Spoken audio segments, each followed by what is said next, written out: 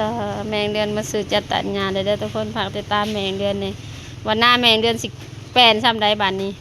สิเจ็ดการอันนี้ยังก็หญ้าอยู่เดินหนะมันหญ้ายุบหนะย่างบ่ได้เลยคันนาบ่จักคันบ่จักเดินนะผมมีไปฮับซิวเนาะเขาจะขายอยู่ เขาจะขายอยู่บ่ไหวแล้วนะมันหกแห้งแมงเดือนก็เลยมาเจ็ดการจักตัดหญ้าเด้อทุกคนติดตามแมงเดือนกดไลค์กดแชร์ในแมงเดือนอยู่ตลาดนากดจานเมืองอัศพรแข้งสวรรค์ในเขตฝากเป็นกำลังใจให้แมงเดือนเนี่ยกดไลค์กดแชร์เนี่ย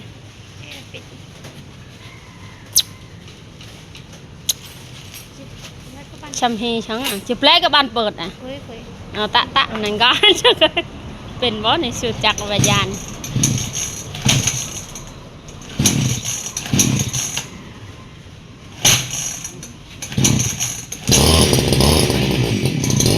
เราอันเจอกันกุย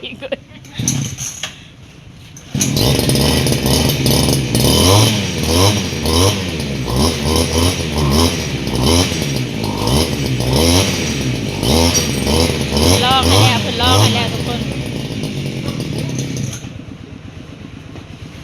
จะเปรกตะปันประกอบแอนด์เปรกให้นะมึงแล้เฮียมันนัดเกยเปรกเอาให้ประกอบมึงแล้วใบเลยจีดอกจีประตูมันให้นุกละชื่อใบแอนกับตะบนหนูเถอะน้องอันนะใบตัดใหญ่ใบต่อในต้นไหนไม่ถ้าขี้กูได้ใบแอนกับใบแอนได้ไหมกูจะนั่งหรือได้เท่าไหนบ่มีอ่ะบ่ไอ้จีน่ะบ่าวเอ็นท่านะค่อยเห็นเขาตัดเขาใส่ใส่เอ็นท่านะมันยังขับแต่มันมากับเครื่องมันเองเขาซื้อเอาบ่ได้ป่ะใส่เครื่องตัวนี้ก็ได้เป็นบ่ได้หมดนะใบแอนกับใบแอนเนี่ยมันตะโหมคือติดตามไปเลยคืออีเบิร์นนั่นไงเราอันแอนนี่คือตัวเฮิมเอาสิกี้คือตัวจบคลิปอันโบเบียไม่ปั้น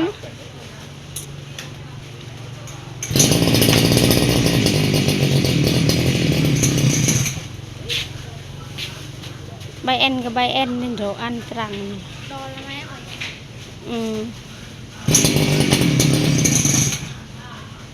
เดี๋ยวตัวเตะตัวนี้นะชื่อเมื่อละตายเลย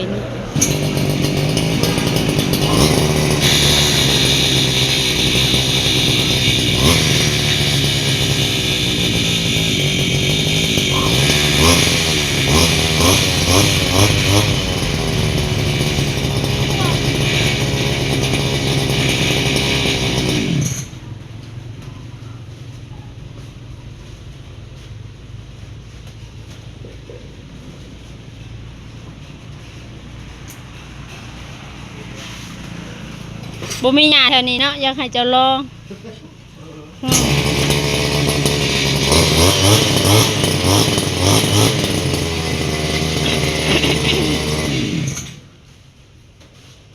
คือไปนึง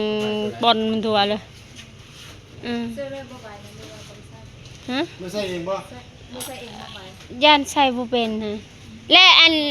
ใบตัดหญ้ากับอันจักมันก็มีมันบ่แถมให้มันบ่ตอนนั้นตัวนี้เขาซื้อมันบ่อันนี้เนี่ยก็ไปตามไปตามใบยางอะไรมัดกันเนี่ยนะโดยตัวนี้ซื้อเอาตอนนั้นแถมซื้อเอาตั้งหาโดย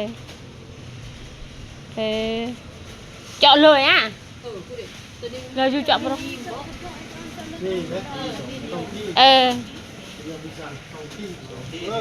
ใส่เลยก็ได้เฮาสิแบกเอาใส่เลยก็ได้ใส่ใส่ตัวใดก็ได้บัดแล้วเขาสิเบิ่งแบบใส่ว่าหมูหูใส่หั่นนะหมูหูประกอบมัน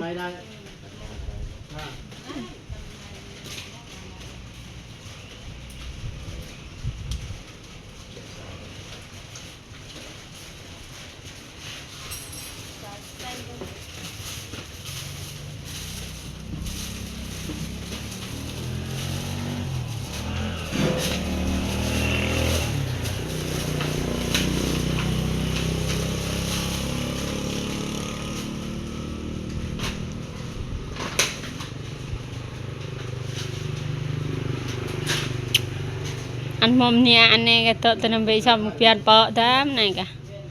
แอนงานมุนมือ ตัดมุนมือกับมันบ่ฮ้อนว่าจักบ่เป็นหยังวะ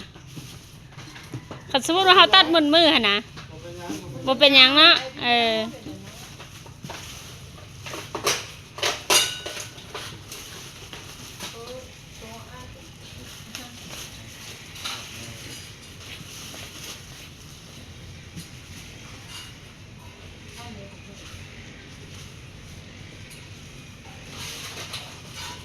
มีเครื่องหลากหลายมีทุกอย่างแล้วทุกคนอยู่หานเพิ่นมีเครื่องครบหมดทุกผู้ใดสนใจอยากมาซื้อก็มาซื้อได้เด้อ มีทุกอย่างเลย มีเครื่องตัดหญ้ามีหยังมีครบเบิดมีรถมีรางมีทุกอย่าง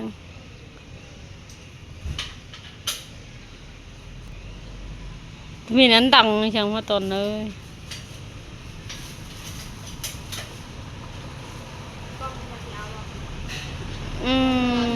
บ่เอาเนาะสาวมันแบกยากใส่รถจักร